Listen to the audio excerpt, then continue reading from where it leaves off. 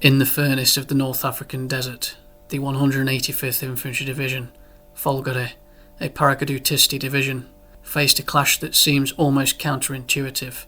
Hardened infantry holding ground against a torrent of Allied armour. Alamein did not simply test armour versus infantry, it tested discipline, courage, and the stubborn resilience that would earn the Folgore a legendary reputation for tenacity against insurmountable odds. We will follow the story from origins to legacy, from the Folgore's roots as an airborne infantry-focused formation to its defining stand at El Alamein, and finally to the Reformation aftermath and enduring lessons for how infantry can contest and influence armoured warfare. Through careful analysis of tactics, anti-tank methods and the human dimension of endurance, we explore why the Folgore remains a compelling study of infantry resilience against tank power. The analysis during this video will give us insights into how infantry can meaningfully constrain armoured advances through disciplined fire, terrain use, and integrated artillery and reconnaissance. And not only that, but how it is possible with resource limitations that demand smart targeting, timing, and cooperation with armour rather than independent, isolated actions. The Folgore's actions at El Alamein illustrate how disciplined infantry, supported by artillery and anti-tank measures, could blunt and disrupt armoured formations, even when outgunned and outnumbered. Despite lacking anti-tank weaponry, the 185th Folgore demonstrated what could be done with ingenuity and tactical nous. Let's trace back the origins of the Folgore. Italy, seeking to modernise its army, adopted the idea of paratroopers, with the 1st Battalion formed in 1938. This battalion was called the Ascari del Cielo, nicknamed the Diavoli Neri, Black Devils, and its troops were colonial Libyans. Authorisation for paratrooper units, airborne assault troops, came around the mid-1930s, after experience during the Spanish Civil War and in Ethiopia. The parachute unit was formed by the Governor-General of Libya at the time, Italo Balbo, himself a renowned aviator. In late 1939, a parachute training school in Tarquinia, in the Lazio region, not far from Rome, was opened. Many men who joined the school were volunteers, and some would be recruited for the Folgore division. Training, including parachute jumps, was conducted at Tarquinia, which featured facilities such as a tower used for parachute jump training. This training was crucial for preparing paratroopers for airborne operations. The training centre would also play an important role in preparing Italian paratroopers with comprehensive physical and tactical exercises, reaffirming the high standards required for the Folgore paratroopers. The division generally did not have heavy artillery or motorised vehicles, so their weapons training emphasised the effective use of small anti-tank guns, mortars, small arms, grenades, and close combat fighting techniques, suited to paratrooper light infantry tactics. Around July 1940, 2 battalions were formed, one for the Carabinieri, Italy's militarised police, and a 1st Paratrooper Battalion. On the 1st of April 1941, further battalions were created and a paratrooper anti-tank company. The 1st Paratrooper Battalion was renamed to the 2nd Paratrooper Battalion, with a 3rd and 4th Battalion created. The Carabinieri was named the 1st Carabinieri Battalion. The now 3 paratrooper battalions, along with the 1st Carabinieri Battalion, would all be part of the 1st Paratrooper Regiment.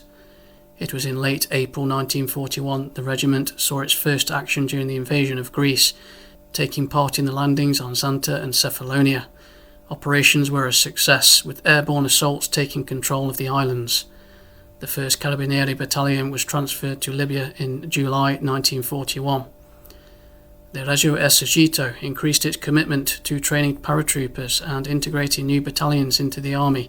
On the 1st of September, the 2nd Paratrooper Regiment was formed, and on the same day a new paratroopers division, the 1st Paratrooper Regiment, having gained combat experience during the invasion of Greece, was also assigned to the division.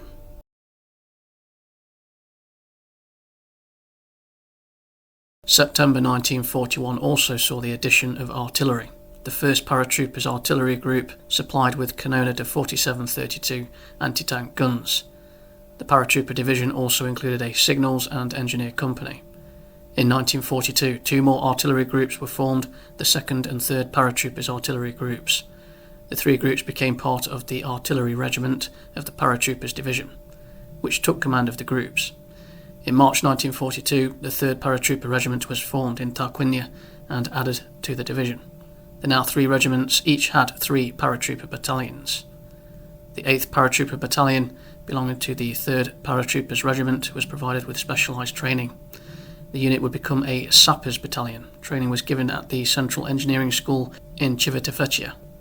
A sapper can be described as both a combat engineer but also an assault troop, and these specialised troops are tasked with storming fortifications, laying mines, demolishing buildings, preparing field defences, building bridges, and construction repair of roads and airfields. A highly skilled soldier.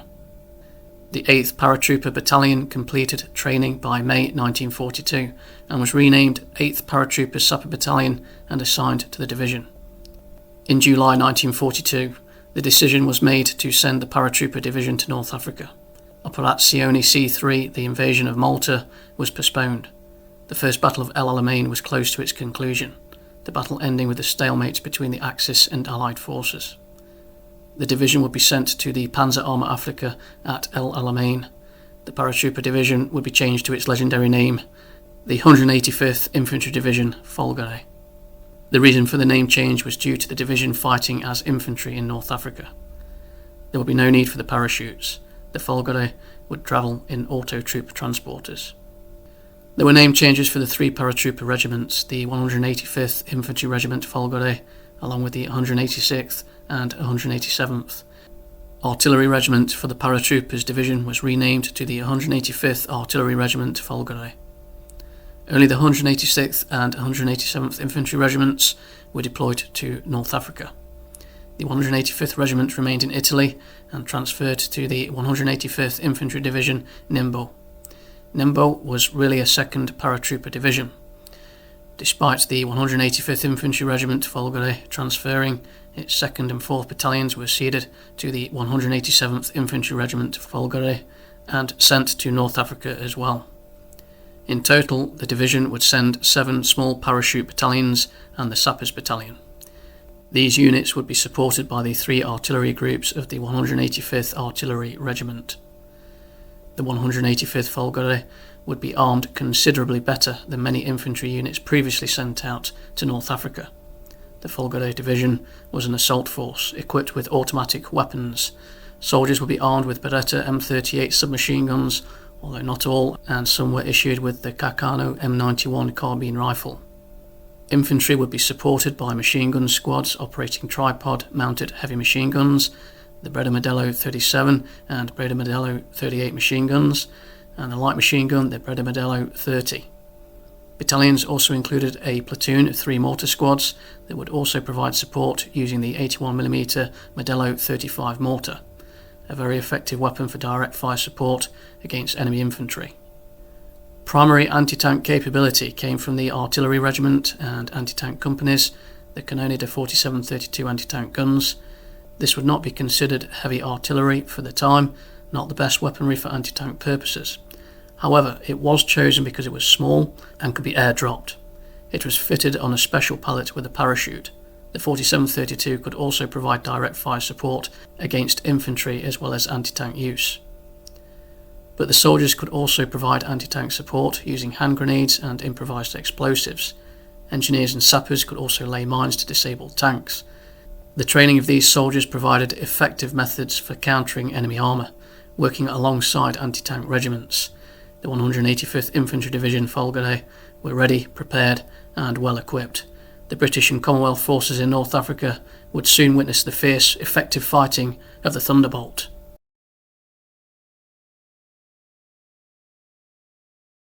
The 185th Paratroopers Division Folgore played a critical tactical role during the Second Battle of El Alamein in late October 1942, serving as the southern anchor of the Axis line. Its mission was to hold the southern sector between Deir el Munasib and the Qattara Depression. delaying and blunting the British offensive intended to break through the Italian defences and encircle Axis forces from the south. The division was commanded by General Enrico Frattini, who had previously worked within the Army General Staff to establish the first paratrooper units in the Italians' armed forces, a firm believer in the effectiveness of airborne troops. There was some pushback from military officials who considered the paratroopers as just a political symbol of fascism without realising the true potential of these specialised troops. Frattini played his part in establishing the Folgore, a division that some Italian and British veterans put amongst the best soldiers of the war. He volunteered for command of the division in the summer of 1942 and was appointed, and would lead the Folgore at El Alamein. Frattini and the division would be fighting under the command of Erwin Rommel, commander of the Afrika Corps and German-Italian forces. The Folgore division, composed of roughly 3,500 paratroopers and 1,000 engineers, was divided into 4 combat groupings named after their commanders, Ruspoli, Becchi, Camusso and Tantillo, deployed from north to south across a 15-kilometre front. Each commander had 2 infantry battalions, functioning as separate but coordinated segments of the defensive line. They would be supported by an artillery battalion consisting of the 1st and 3rd paratrooper artillery groups. The 2nd had been disbanded due to a lack of guns. Despite being trained as airborne infantry, the Folgore fought as elite static defenders, lacking vehicles, heavy artillery and armour.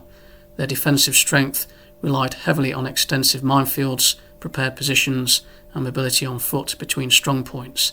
Artillery was given the tactical role of direct support to these 4 groups. To compensate for the lack of heavy artillery in the Folgore division, a tactical grouping Folgore was established. This group was supplemented with 1 artillery and 1 infantry battalion from the Pavia division, an artillery battery from the Brescia division, a battery of the effective 90mm anti-aircraft guns from the 132nd Armoured Division Arietta, an anti-tank company from the 5th Bersaglieri Battalion, and a German tank platoon from the 21st Panzer Division. In preceding battles and actions before the Battle of El Alamein, Folgore took part in supporting the left flank of the German 90th Light and Italian Brescia divisions at Alam Halfa in August 1942. In September 1942, battalions under the commander Camusso also fought off an attack from New Zealand infantry during Operation Beresford. At El Alamein in October 1942 will be where the Folgore would achieve its legendary status. The Folgore's sector was targeted during Operation Lightfoot, the Allied attempt to breach the southern minefields with the British 7th Armoured Division and supporting infantry of the 44th Infantry Division and the 1st Free French Brigade that months earlier had held out at Bir Hakeim. On the 23rd of October, as the operation commenced, the Folgore countered initial enemy advances, mostly from the French Brigade, the brigade suffering heavy losses. Other forces were directed to the south, the 50th Infantry Division and a Greek brigade. But there was one threat in particular that the Italians had to consider: tanks. The Allied forces had many of them, and the 7th Armoured Division would launch attacks against the Folgore's defensive positions over the following days. All the training that the soldiers of the Folgore had received back in Tarquinia would be tested to the limits. Coordination between infantry and artillery would be critical. Engineers and sappers would position mines to block assaults, but also to create corridors and cul-de-sacs. This would force enemy tanks into areas where the Cannoni 47-32 anti-tank guns could destroy armour from defensive positions. It would also involve a perilous tactic of allowing the enemy tanks to advance and break the lines of the Folgore parachute battalions. But this, feigned by the Italians, allowed the tanks to drive forward into positions that left the vehicles vulnerable. The careful position of infantry and mines allowed the anti-tank companies to anticipate enemy armour movements. Observation points created along the fortified positions along the Folgore's defences would be critical in spotting these movements, and anti-tank guns would not be the only threat for the Allied tanks. During the early engagements of the 23rd to the 24th of October, 30 tanks had been knocked out and 150 British killed, but the Folgore's casualties were also high. Many Allied tanks would be destroyed or immobilised over the following days. Whenever it seemed the British had got through the first lines of defence, the Folgore reorganised and launched counterattacks, the minefields doing their job of forcing tanks into the clear pathways and creating bottlenecks, slowing the advance of tanks. The tanks taking a pounding from the Folgore's anti-tank companies of 47-32 guns. The 47-32 was relatively small and lacked a gun shield, making it ideal for the Folgore to position the guns in dug-in trenches in the sand. But the British had effective mine-clearing forces and flail tanks to clear pathways through the mines, and the Valentine tank with its thick armour proving it to be resilient against mine blasts and anti-tank shrapnel. The heavy armour of the Valentine allowed it to withstand the destructive effects of nearby mine detonations that would have crippled lighter or more mobile tanks. When the British had reached these advanced positions in the Folgore's defences, the paratroopers would launch an assault on the tanks, man versus tank, incredible courage and daring manoeuvre. Due to heavy losses of tanks without any significant advancement, the 7th Armoured Division called off further attacks on the 25th of October. This decision was made to spare tanks and reorganise for another attack. Instead, infantry of the 44th and 50th Infantry Divisions, supported by the 1st Free French Brigade, were ordered to attack starting at night and through the early hours of the next morning. On the 26th of October through to the 31st, another heavy assault was launched by the British.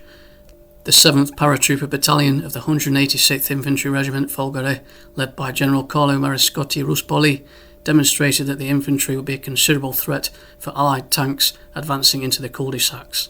Before the action took place, the paratroopers were briefed about the weaknesses of the British tanks, tracks, transmissions at the front, engine compartments and fuel tanks. The information would prove critical. With immense bravery and sacrifice, the Folgore infantry would hide in foxholes, dug in the desert sand, or pretend to be dead soldiers, and wait for the right moment to pounce. They had to wait until there was only a short distance to the tank, so that the British crew could not see them. Once the tank drove over or past them, they would suddenly spring into action, either jumping onto the tank or running alongside it to fix an explosive, or rolling across the ground, getting right under the front of the hull to stick a mine onto it. Explosives varied from Molotov cocktails, mines dug from the ground covered in motor grease to stick to a tank's hull, satchel charges or hand grenades. The aim would be to immobilise the tank in some way and put it out of action, or destroy it. And the Folgore succeeded many times, derailing the Allied advance. The Folgore countered constant attacks, not giving a metre of ground despite running out of food and water. They were determined to fight until all ammunition was spent. On the 2nd of November 1942, Operation Supercharge commenced, an armoured assault by the British to attack Axis defensive lines around the northern sector.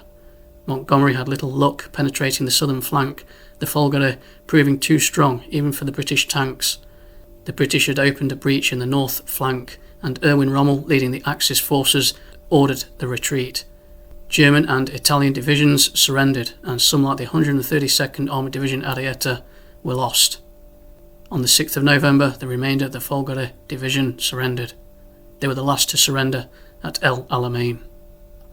In the initial British assault alone, the Folgore had destroyed or disabled over 120 armoured vehicles and inflicted over 600 casualties. Across 13 days of combat, the Folgore successfully denied the Allies a breakthrough in the south, immobilising armoured British forces and preserving the integrity of the Axis flank. Their defence allowed Rommel's main body to remain engaged on the northern front for longer. Only after the northern Axis positions collapsed were the Folgore ordered to retreat, on foot, exhausted and nearly out of ammunition. Many men were lost due to lack of auto troop transporters that would have allowed them to successfully evacuate their positions. Most of the paratroopers stood their ground when the British attempted to round them up.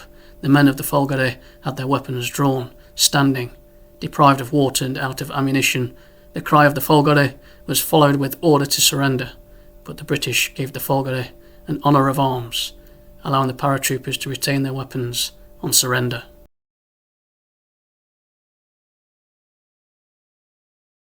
The battle was over, a British victory, but Rommel, along with his Axis forces, were in full retreat. Not all of the men of the Folgore had surrendered. A small band of what was left of the division, survivors of the 186th and 187th Infantry Regiments, continued to retreat and fought its way all across Libya, reaching Tunisia. In Tunisia, this small band of paratroopers was reorganised to form the 285th Folgore Parachute Battalion in late 1942. General Enrico Frattini had been captured at El Alamein. Of the 4 tactical group commanders, Ruspoli was killed in late October. The other 3, Becchi, Camusso and Tantillo, survived the battle. The 285th Battalion Folgore would fight under the leadership of Captain Carlo Lombardini. The battalion would be integrated into the 66th Infantry Regiment of the Trieste Motorised Division and fought through the Tunisian campaign. In January 1943, the battalion was deployed at Burat, defending the Via Balbia during the Axis retreat across Libya. After holding positions around Castelbenito Airport near Tripoli, it was forced to retreat further west as the Allies advanced. The unit later regrouped in Tunisia, taking part in heavy fighting at Medinine, Gabes and the Mareth Line, where its airborne training and discipline allowed it to perform effectively despite being under-equipped.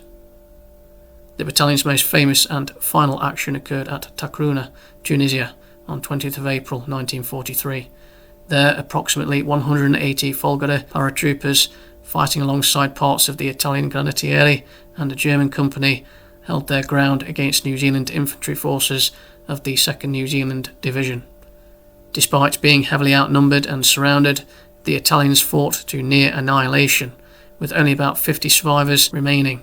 Around 550 New Zealanders were killed or wounded during the battle. The battalion was declared lost after the battle at Takruna.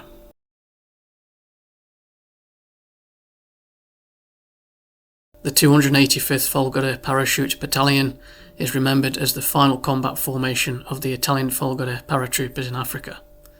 Its men embodied the ethos of sacrifice and resilience that became synonymous with the Folgore name.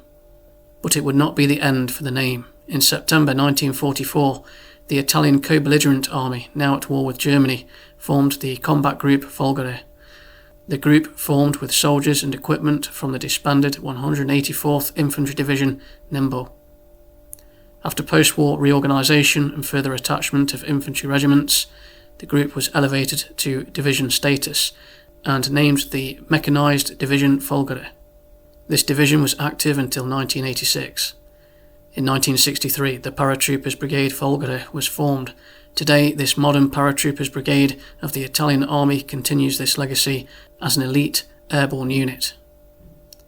The Paratrooper Division's defence during the Second Battle of El Alamein in October 1942 left a lasting mark on the evolution of anti-tank tactics, infantry discipline and resistance against armoured forces. Their stand became a case study in how light infantry, when well trained, disciplined and tactically imaginative, could resist mechanised assaults far beyond expectations. The Folgore's actions reshaped ideas about how infantry could resist armoured targets, even with limited resources.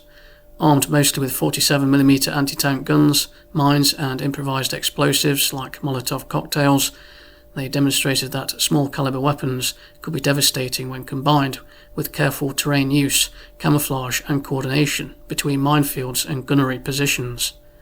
Through this they slowed or halted British armoured thrusts, destroying dozens of tanks despite overwhelming Allied superiority. Their tactics relied on light anti-tank warfare, emphasising the integration of minefields, anti-tank guns and infantry counterattacks rather than relying solely on heavy armour. The 4 British divisions were instructed to break through the southern sector where the Folgore was positioned, but this objective was never reached while the Folgore stood their ground. The downfall of the Folgore at El Alamein came about because of lack of ammunition, food and water, and the retreat when the order came. They left behind all equipment apart from small arms. Many of the troops were lost without orders and lacking transporters to evacuate quickly. The Folgore embodied an extraordinary level of discipline, maintaining combat cohesion even under the heaviest bombardments and with no resupply of water or ammunition for days. Fighting at the edge of the El Qatara Depression, their refusal to surrender under physical exhaustion redefined perceptions of Italian infantry performance in World War II, which had been marred by earlier failures. British commanders, including General Ivor Hughes of the 44th Infantry Division, later expressed deep respect for their endurance, calling them the finest soldiers they had ever fought. This is a quote from General Hughes. This is possibly during a short meeting with Folgore commander Frattini after his capture. Hughes said, "I wish to say that in all my life I have never encountered soldiers like those of the Folgore." Their example underscored that morale, cohesion and leadership could compensate for material deficiencies on the battlefield. The action at El Alamein demonstrated how effective combined arms could be where infantry using adaptive anti-tank methods worked in coordination with anti-tank guns. The British, meanwhile, did employ combined arms in their planning, but its execution in the southern sector was often uncoordinated. While there were infantry divisions and artillery barrages for the British, thrusts by either infantry or tanks were isolated. Montgomery eventually called for tightly integrated combined arms operations, with infantry breaking minefields and strong points so armour could pass through, supported by artillery barrages and fighter-bomber attacks. However, this was most successful in the north, rather than the attacks to the south, where the Ariete and Folgore divisions were positioned. Operations in the south were less coordinated, and air support for the British was not always synchronised with ground units. The geography around the Folgore region and the placement of mines contributed to isolated British tank and infantry assaults, head-on fights without mutual support. Despite whatever problems the British had, the Folgore's performance at El Alamein was remarkable and almost superhuman. It takes something for a country's leader to acknowledge a fighting unit of the enemy in a speech in Parliament. Churchill said during a victory speech after El Alamein, "We must honour the men that were the lions of the Folgore."